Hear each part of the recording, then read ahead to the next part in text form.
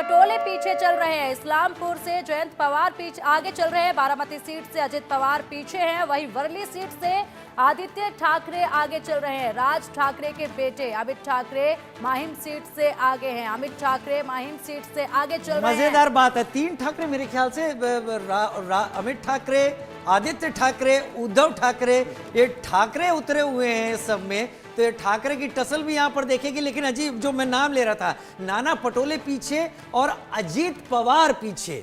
मैं आता हूं आप सबके पास। ए.के. मिश्रा जी, इसके साथ अपना जवाब पूरा करें, फिर उसके बाद आगे देखिए है क्या, तो बीजेपी ये चाहेगी कि उसकी डिपेंडेंसी शिंदे साहब के शिवसेना और अजीत पवार के पार्टी के ऊपर बहुत कम रहे। तो बीजेपी अपने ही अंदर ज्यादा से ज्यादा सीटें लेगी, और ज्यादा से ज्यादा सीटें जब बीजेपी की आएंगी तो सीएम कौन होगा, रूल कौन करेगा, इन सब चीजों का एक तरफा डिसीजन बीजेपी ले पाएगी। ये इंटरनल पॉलिटिक्स की बात कर रहा हूं।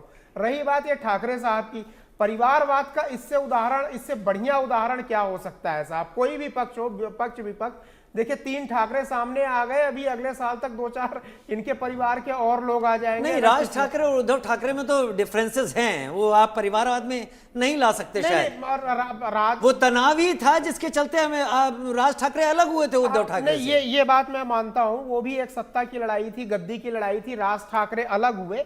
लेकिन एक मोटा मोटा अगर आप करके देखिए कि उद्धव ठाकरे ने अपने बेटे को यहाँ पे उतार दिया हुआ है आगे, अभी जबकि कोई बहुत एक्टिव रोल उनका ग्राउंड पे नहीं दिखता है, एक परिपक्व या मैच्योर उसकी तरह।